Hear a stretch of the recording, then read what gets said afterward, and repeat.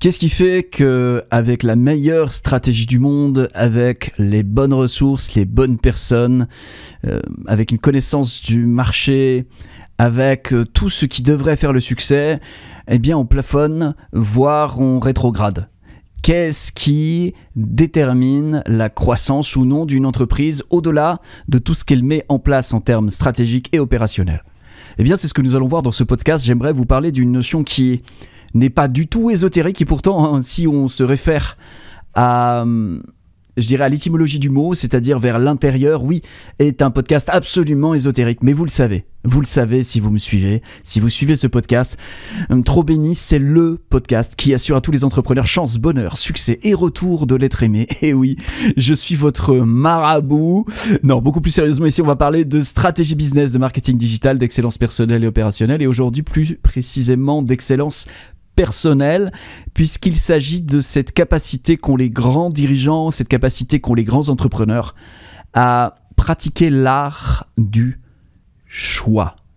Oui, choisir est un art qui se cultive, un art dans lequel nous pouvons devenir chaque jour un peu meilleurs, voire même tutoyer les plus grands. Et le but de ce podcast est de vous accompagner à hausser votre capacité à choisir. Alors bien sûr, ce mot, on pense savoir ce qu'il veut dire, mais permettez-moi juste de le distinguer d'un certain nombre de choses auxquelles il est assez souvent accolé. Un choix n'est pas un rêve, ce n'est pas un espoir, ce n'est pas un désir. C'est ni un rêve, ni un espoir, ni un désir. Qu'est-ce qu'il a de différent par rapport à un rêve, un espoir ou un désir? C'est qu'un rêve, un espoir et un désir, c'est négociable. C'est bien souvent négociable. C'est quelque chose que l'on va laisser les autres, la société, l'époque, tout un tas de choses négocier. Ça veut dire interdire ou amoindrir. Combien de fois ça ne nous est pas arrivé de laisser notre équipe de direction, par exemple, par son système de croyance ou par son niveau d'énergie, négocier nos objectifs, négocier notre vision, notre ambition, notre désir ardent d'offrir au monde quelque chose d'extraordinaire. Combien de fois nous n'avons pas laissé notre entourage direct éteindre ou diminuer nos convictions profondes, nos espoirs intenses? Eh bien tout simplement, s'ils ont pu le faire, c'est parce que tout cela est négociable. Ce qui n'est pas négociable, c'est un choix. Et on va voir surtout dans ce podcast comment est-ce qu'on peut faire l'ingénierie d'un choix qui devienne absolument non négociable. Non négociable par l'époque, les autres, et vraiment pouvoir avoir beaucoup plus de puissance d'action, beaucoup plus de levier d'influence et d'action en tant que chef d'entreprise. Et ça fait une énorme différence au bout de la chaîne. Alors encore une petite précision, un choix n'est pas une décision. Et d'ailleurs, c'est inscrit dans le nom.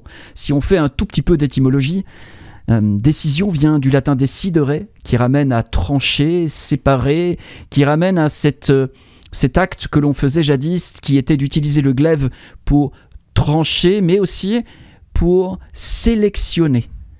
Nous tranchions à un endroit, par exemple, je vais prendre un exemple, aujourd'hui on pourrait le faire comme ça. Imaginez, je sais pas pourquoi c'est cette image qui me vient, c'est pas grave. Imaginez un tas de poudre de farine, voilà, un tas de farine, puis vous voulez prendre la moitié du tas. Eh bien, vous prenez votre glaive, vous tranchiez au milieu, et puis par un mouvement sur la gauche ou sur la droite, vous disiez, ça c'est la partie que je prends, et ça c'est la partie que je te laisse. Je décide, je sélectionne dans un ensemble de possibilités. J'ai plusieurs options devant moi, je peux prendre 1 kg, 750 grammes, 500 grammes de cette farine, et j'en sélectionne une partie. Voilà, ça c'est décidé. J'ai un ensemble d'options, puis je sélectionne celle qui me semble la plus appropriée. Alors qu'un choix, dans son étymologie, ramène au vieux français « choisir ». Et choisir nous mène directement à distinguer clairement, voir clairement. Et c'est probablement l'élément qui, pour moi, est capital à comprendre. Si vous avez compris ça, la suite, c'est le déploiement de cette idée simple. L'idée simple d'un choix, c'est que c'est une évidence. C'est un élan unifié. Ce n'est pas un ensemble de possibilités dans lequel on pèse le pour et le contre. C'est une évidence charnelle, organique, qui en réalité nous est profondément intime. Et quand on écoute les succès des grands entrepreneurs, on voit souvent des personnes qui ont comme quelque chose, une révélation à l'intérieur d'eux et qui à partir de là vont vivre à partir de là.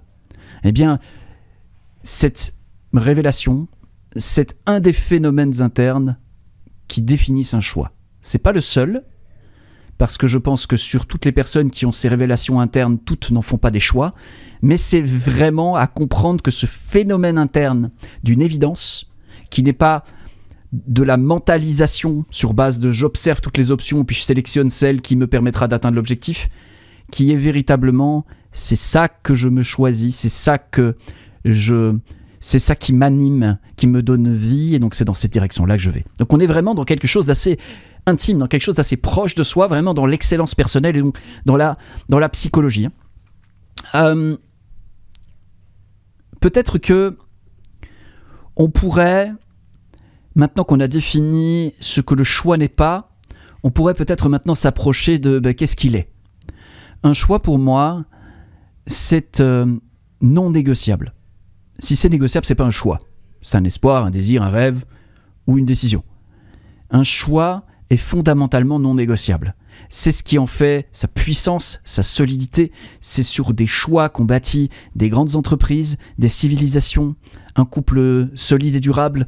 C'est sur des choix que l'on bâtit ces choses. Et lorsque notre équipe de direction est fragile ou lorsque nous traversons des intempéries dans notre business, eh bien souvent, nous aurions intérêt à aller revisiter nos choix pour voir quelle est la base solide sur laquelle je me tiens. Il est peut-être temps de construire un peu plus profondément. Je prends un exemple très concret. J'ai construit une entreprise et parfois inconsciemment, je l'ai construit sur une chape de béton qui lui permet de construire 3 étages. Et j'en fais une très belle PME. Et puis à un moment donné, je sais pas ce qui me prend, j'ai envie d'aller tutoyer les aigles et d'en faire une entreprise de taille plus importante. Sauf que les fondations sur lesquelles j'ai bâti jusque-là tiennent sur 4 étages. Et je commence à construire mon 5e, mon 6e, mon 7e étage et commence à y avoir des fissures qui apparaissent dans les étages du bas. Pourquoi ? Tout simplement parce que les fondations de mes ambitions n'ont pas été revisitées, n'ont pas été choisies. Mon choix au point de départ n'était pas de bâtir une multinationale, mon choix au point de départ était de bâtir une petite ou une moyenne entreprise. Lorsque nous voulons aller au stade d'après, eh bien, il y a toujours un moment donné, on va être confronté à devoir revenir à l'origine qui est quel est le choix posé qui soutient l'ensemble de ce qui s'est déployé.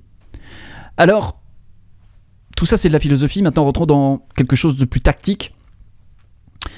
J'ai étudié cette notion du choix très en profondeur, puisque mes circonstances de vie m'ont obligé à aller chercher la puissance du choix, faute d'avoir les ressources suffisantes, faute d'avoir les ressources en termes d'énergie, de confiance, d'argent. Il y a quelques années de cela, j'étais à 2 doigts de la faillite, à 2 doigts de devoir aller sonner à la porte de ma belle-mère pour qu'elle héberge ma femme et ma fille, parce que j'étais à 2 doigts de ne plus être capable de payer les traites de la maison et de pouvoir assurer le train de vie à ma famille, un train de vie modeste, mais néanmoins voilà, nécessaire. Et quand je me suis retrouvé dans cette situation, en fait, j'ai été obligé, malgré le peu d'énergie, le peu de confiance en moi, ça faisait 7 ans que j'étais entrepreneur, freelance, indépendant, et que je galérais. Donc ça faisait 7 ans que j'arrivais pas, et là j'étais obligé de tripler mon chiffre d'affaires, chose que j'avais jamais fait. J'étais obligé de générer des revenus pour récupérer la situation qu'autour de moi, ni mon père ni ma mère n'avaient généré, que mes amis autour de moi ne généraient pas. Bref, j'étais dans une situation à devoir faire une disruption totale de mes habitudes de pensée, de mes habitudes de fonctionnement. J'étais pas dans un écosystème porteur, j'étais seul à devoir trouver une solution sur comment tripler mon chiffre d'affaires. Et ça m'a conduit dans une sorte d'impasse qui m'a amené à découvrir la puissance du choix, qui m'a amené à découvrir ce que c'est que quelque chose qui n'est pas négociable. Parce que je voulais pas une stratégie qui tienne à peu près la route et on verra bien en cours de route si ça tient. J'avais pas le choix que d'établir de la certitude dans ce que j'étais en train de mettre en place, parce que les conséquences étaient beaucoup trop lourdes à porter et je ne voulais pas d'approximation. Donc j'ai dû réduire drastiquement, et je continue de cheminer en ce sens, drastiquement l'écart de distance qu'il y a entre le choix que je pose et les résultats que j'obtiens. Et je me suis rendu compte à quel point les résultats que les personnes obtiennent sont corrélés directement à leur capacité de faire des choix non négociables. Et ça s'est vérifié jusqu'à présent à chaque fois, que ce soit quand je rencontre des personnes qui galèrent ou quand je rencontre des personnes qui vraiment cartonnent, eh bien, j'observe que toutes ces personnes-là, dans leur excellence personnelle, dans leur état d'être, leur état d'esprit, ont développé une capacité à faire des choix non négociables. Et parfois, et même souvent, ils le font de manière complètement inconsciente. Ce qui va à un moment donné les limiter. Tout simplement parce que quand on développe un processus de manière inconsciente, ça fonctionne bien jusqu'au jour où on est confronté à notre limite. Et là, ça ne fonctionne plus. Sauf si on comprend comment fonctionne le processus du choix et qu'on est capable, du coup, de devenir encore meilleur que ce qu'on a été à faire des choix. Parce que bien souvent, nous héritons de ce processus, de nos parents, de nos influences, des écoles qu'on a fréquentées.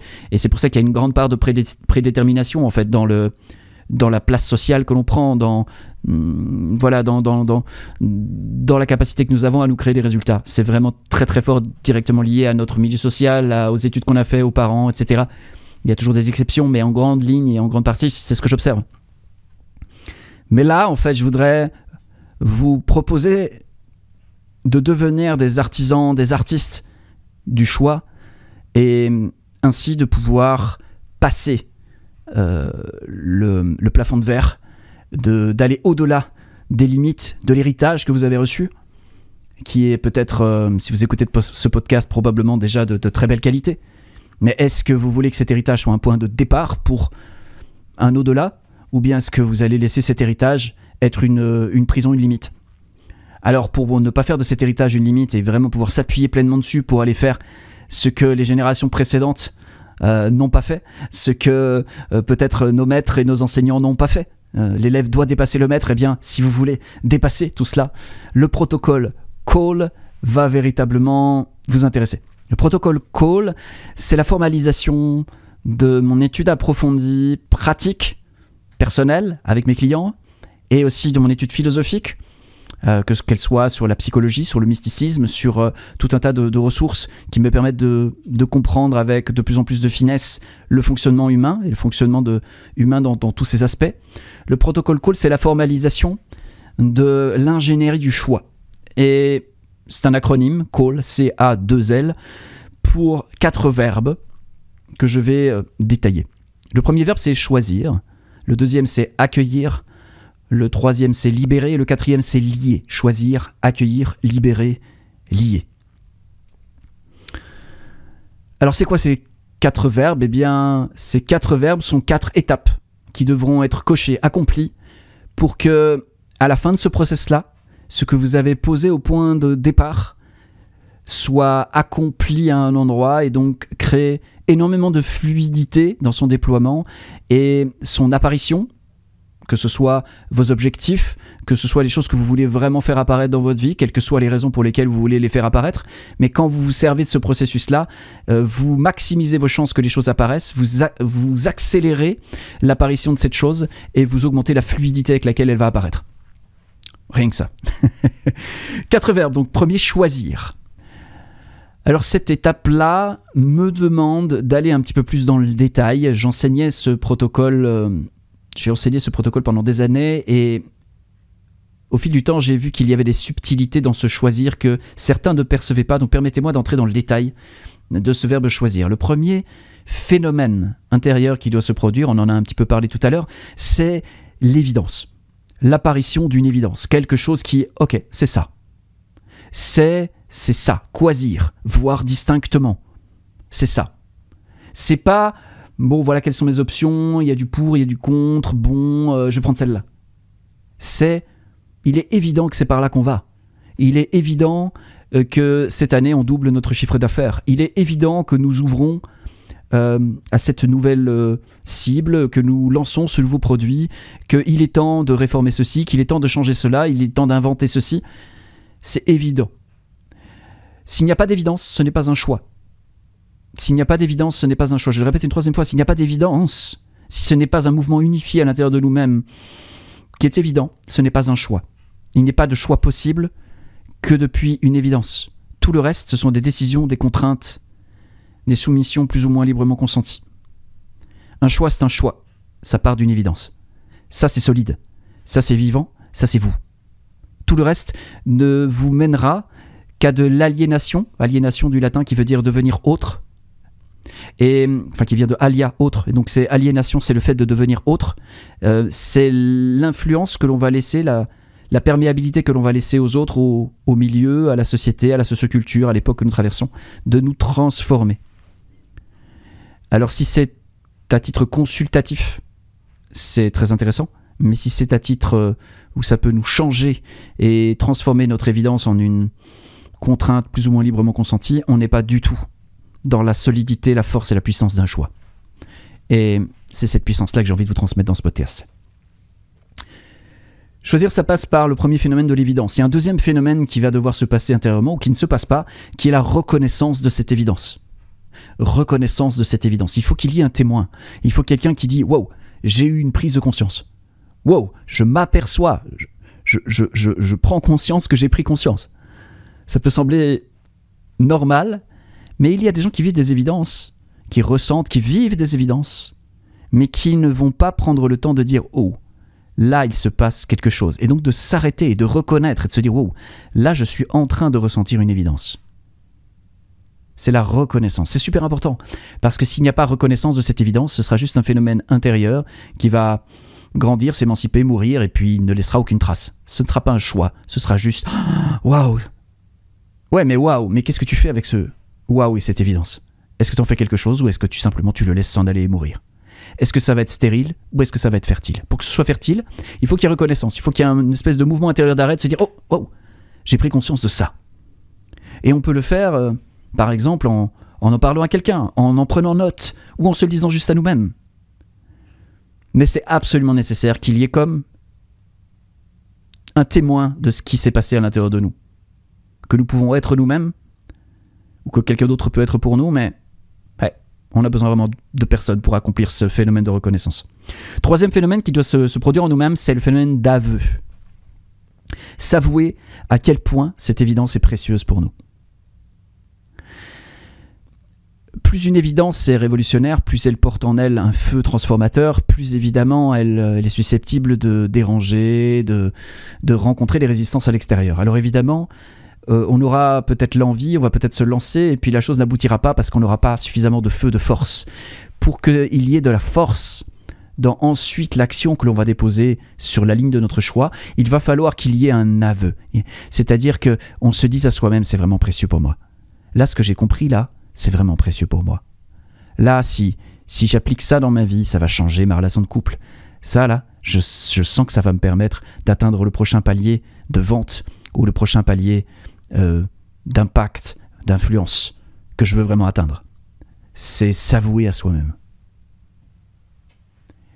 Et le quatrième phénomène, qui est un phénomène très très important, mais qui vous concernera probablement moins, parce qu'en tant que chef d'entreprise, en tant qu'entrepreneur, en général, on a déjà pas mal cheminé sur cette question-là, c'est à quel point je me permets. À quel point je me permets. Il est démontré en psychologie aujourd'hui qu'en fait, le système, enfin l'hormone qui va dominer dans notre corps lorsque nous cherchons à être agréable à l'autre est une hormone qui ne peut pas coexister avec celle qui va nous permettre d'incarner du leadership, de prendre des décisions. Et que ces deux hormones-là ne peuvent pas coexister au même moment. Ça veut dire qu'on ne peut pas être un leader qui va consulter, prendre une décision et permettre à tout le monde d'avancer, et en même temps quelqu'un qui cherche à être agréable aux yeux de tous. Ça ne marche pas ensemble. Ce sont deux énergies, mais au-delà de ça, ce sont deux hormones qui ne peuvent pas coexister dans le même corps. Donc par conséquent, à l'instant T, je peux exprimer du leadership ou de l'agréabilité, mais je ne peux pas exprimer les deux. Et si ma personnalité ou si mon fonctionnement est trop basé sur l'agréabilité, eh bien je ne vais pas me permettre l'évidence que je me serais reconnu et sur laquelle j'aurais posé un aveu de préciosité. Je ne vais pas me le permettre parce que je vais me rendre compte que ça ne va pas me permettre d'être agréable avec les autres, et que si c'est ça le plus important, je vais juste avorter mon choix. Il n'y aura pas de choix parce que mon équipe de direction, mon assistante, l'État, ma femme, mes enfants vont venir dire non, c'est bien beau ton truc, mais nous on veut pas. Alors est-ce que je me permets de le faire quand même, ou est-ce que j'avorte cet élan vital, cette évidence en moi? Et il n'y a pas de jugement là-dessus. On peut très très bien à certains moments dire ok, je l'avorte, et à d'autres moments dire non, j'y vais quand même. L'idée ici c'est de mettre de la conscience sur qu'est-ce qu'on est en train de faire, parce que si on le fait de manière inconsciente, ça va générer de la frustration, du ressentiment ou des émotions qui ensuite derrière vont venir polluer différents espaces, et évidemment aussi ça va se refléter sur, quand on a une entreprise, sur tous les espaces. Voilà. Donc l'évidence, la reconnaissance de cette évidence, l'aveu de la préciosité de cette évidence et la permission qu'on se donne vis-à-vis de cette évidence. Ça accomplit la première étape du protocole call qui est choisir. Ensuite, il y a une deuxième étape, une deuxième case à cocher qui est accueillir. Accueillir quoi? Eh bien, lorsque nous allons poser un choix, en réalité, on pourrait imaginer que nous allons placer ce choix dans un futur. Quand on a des objectifs, c'est comme si on plaçait un résultat dans le futur. Lorsque nous plaçons comme objectif de tripler et quadrupler notre chiffre d'affaires, le résultat dans le futur va nous dire ce qu'on doit commencer à faire aujourd'hui, ce qu'on doit arrêter aujourd'hui, ce qu'on doit amplifier aujourd'hui, ce qu'on doit diminuer aujourd'hui. En fait, il va nous donner quelque part, par effet de rétro-ingénierie, qu'est-ce qu'on va devoir faire. Et en général, quand on conscientise pas cela, on va avoir une sensation de contraction. C'est-à-dire qu'on va prendre comme une charge énergétique d'un futur potentiel qu'on nourrit, en retour qui va nous dire « Hey, si tu veux tripler ton chiffre d'affaires, il va falloir que tu te mettes au sport, il va falloir que tu te lèves plus tôt, il va falloir que tu deviennes meilleur à diriger tes équipes, il va falloir que ceci... » Et ça, là, ça va venir nous challenger. Parce que dans un premier temps, on va juste sentir que « Oh putain, dans quoi je me suis embarqué ?» Et cette énergie-là, si on la conscientise, on peut en faire quelque chose. Et sinon, on va juste y résister ou la subir. Cette étape d'accueillir, c'est de consentir librement à ce que j'appelle la rétroaction, c'est-à-dire l'action de ce futur potentiel qui nous revient à aujourd'hui et qui vient nous dire ce dont il a besoin, c'est-à-dire qui il a besoin que nous devenions pour rendre cela possible. En tant que chef d'entreprise, générer une entreprise qui fait 3 millions ou 100 millions, c'est pas le même chef d'entreprise, du tout. C'est pas le même humain qui peut diriger une entreprise qui fait 100 millions par an, c'est pas le même humain qui va diriger une entreprise qui fait 2 millions ou une entreprise qui fait 100 cas par an. Ce sont des chefs d'entreprise, ce sont des humains complètement différents. Et cette transformation de l'humain que nous sommes, c'est cette rétroaction qui va nous le signifier. Et on va avoir comme travail de décrypter cette charge pour mettre en place les choses qui vont rendre cela fluide. Sinon, on va juste prendre un coup de vertige et abandonner. Et souvent, je vois ça, des entrepreneurs que j'accompagne qui ont des grandes ambitions.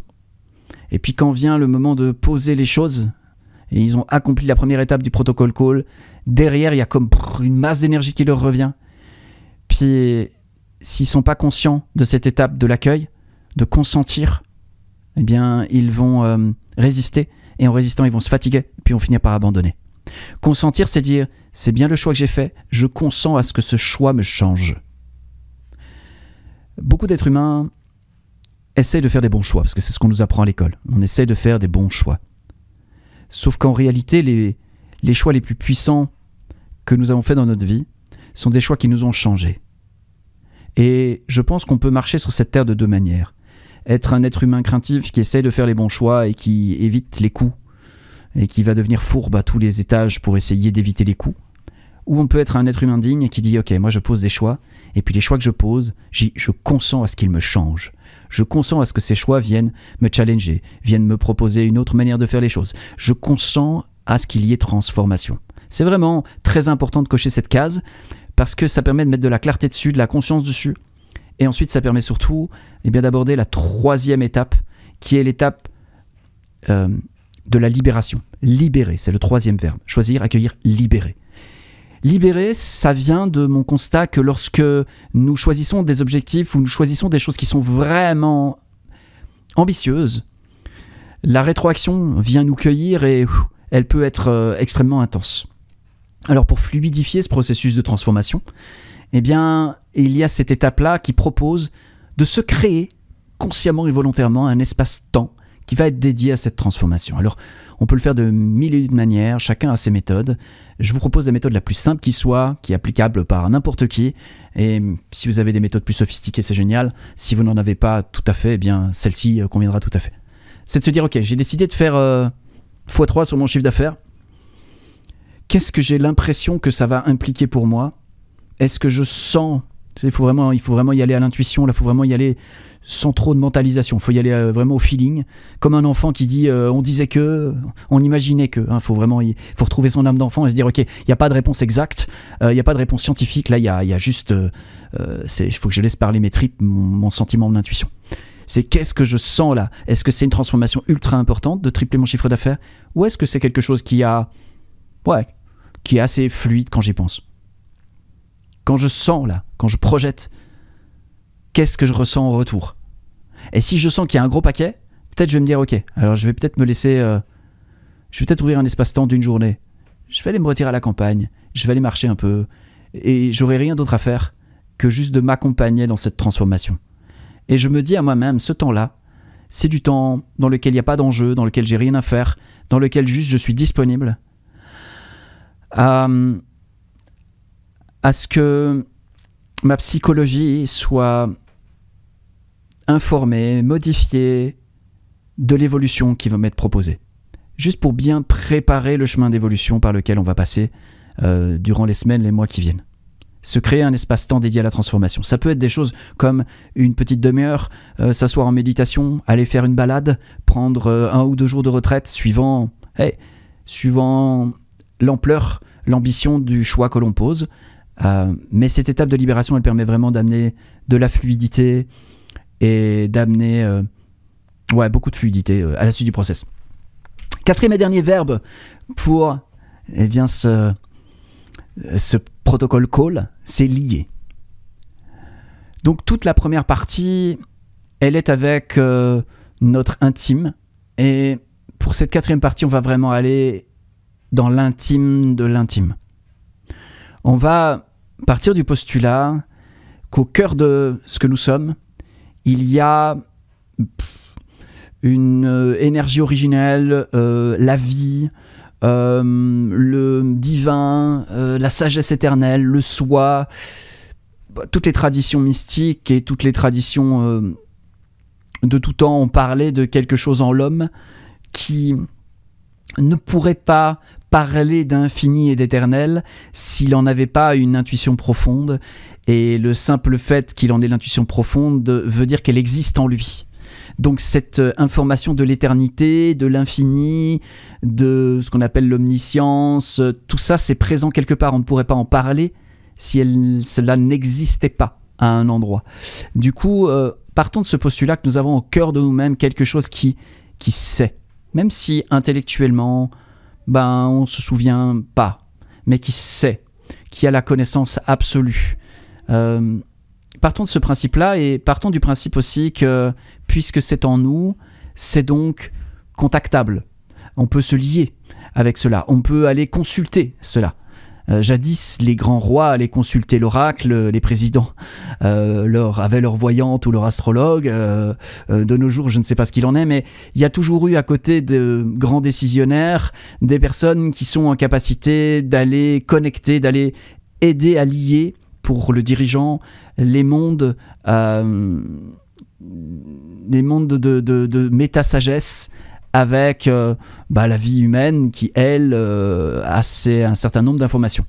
Donc l'idée ici, c'est pas d'aller connecter avec un dieu extérieur ou avec des croyances ou tout ça, ça n'a pas d'importance. C'est juste de partir que à l'intérieur de nous, il y a quelque chose avec lequel on peut aller s'asseoir, et on peut avoir un dialogue avec sa sagesse, avec quelque chose à l'intérieur de soi, aller s'asseoir avec et présenter son choix.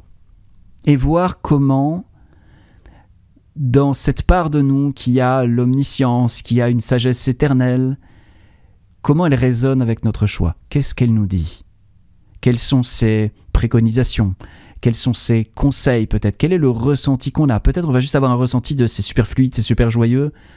j'ai le sentiment que la vie est avec moi, j'ai l'impression que Dieu est avec moi, ou que les forces, toutes les forces du monde ou de l'univers conspirent à la réalisation de ce projet, comme le disait Paulo Coelho dans son livre bien connu, L'Alchimiste. L'idée ici, c'est vraiment de comprendre que on peut dialoguer avec cette part de sagesse en nous jusqu'à ce que on sente qu'il y a un accord profond entre la part sage en nous et puis la part de nous qui fait le choix et qui a besoin de faire des choix. Et quand les deux sont vraiment en accord profond, il se passe un phénomène interne comme une espèce de dissolution. C'est comme si le choix était accompli. Nous avons fait notre part, aide-toi, et le ciel en nous a fait sa part, et le ciel t'aidera. Et donc ce qui a été scellé sur terre et au ciel ne manquera pas de se produire, de se matérialiser, de se manifester. Tout du moins, par ce processus-là, vous venez d'augmenter drastiquement vos chances de pouvoir accueillir, de pouvoir vraiment concrétiser les choses au niveau où vous voulez les concrétiser, au plus haut niveau de fluidité possible et dans le meilleur laps de temps possible. Ça là, une fois que c'est accompli, c'est fait. Vous pouvez retourner, travailler, vous pouvez descendre de la montagne, dire au revoir à l'oracle et retourner travailler dans la plaine avec vos collaborateurs, avec vos clients, avec votre marché. C'est fait, c'est posé. Est-ce qu'on peut se servir de ce protocole call pour poser des choix, ses objectifs à l'année, des changements de cap? Hey, chacun verra pour lui-même. Mais je pense que c'est pas une mauvaise idée. En tout cas, mon intention dans ce podcast, c'était de vous partager là où j'en suis aujourd'hui. Une présentation, je dirais, un peu sommaire de là où j'en suis aujourd'hui, de cette ingénierie du choix. C'est un sujet que je devais continuer à approfondir. C'est un sujet qui, je sais, est extrêmement porteur pour les clients avec qui je travaille, parce que je sais que là, ils peuvent aller chercher 80-90% de croissance, de leur croissance exponentielle se trouve dans ces espaces-là. Et ensuite, 10%, c'est de la stratégie. Mais il y a quand même 80-90% qui se passe dans à quel point le dirigeant d'entreprise, l'entrepreneur a choisi ses objectifs, à quel point il a choisi sa stratégie, à quel point il a choisi les valeurs, la raison d'être, l'ambiance dans laquelle on travaille. Tout ça sont vraiment des éléments avec lesquels j'aime à travailler, parce que je sais que quand on bouge les éléments à cet endroit-là, c'est toute l'entreprise qui prend de la vitalité. Et une entreprise qui est remplie de vitalité, c'est aussi une entreprise qui devient plus attractive pour ses clients, qui devient plus lucide et qui va faire les bons choix, prendre les bonnes décisions. Et quand on est capitaine de navire, prendre une décision un peu plus tôt ou avec un petit peu plus d'informations, c'est ce qui fait la différence entre le bateau qui s'échoue sur les rochers et celui qui contourne l'île pour aller s'amarrer là où c'est absolument facile de le faire. Voilà, en tout cas, j'espère que ce podcast vous aura été utile. Si c'est le cas, eh bien, n'hésitez pas à l'offrir à quelqu'un dans votre entourage qui pourrait y trouver bénéfice. Et puis, quant à moi, eh bien, j'aurai plaisir à vous retrouver dans un prochain épisode de Trop Béni, le podcast qui assure à tous les entrepreneurs chance, bonheur, succès et retour de l'être aimé. Ou pas. À très bientôt. Ciao.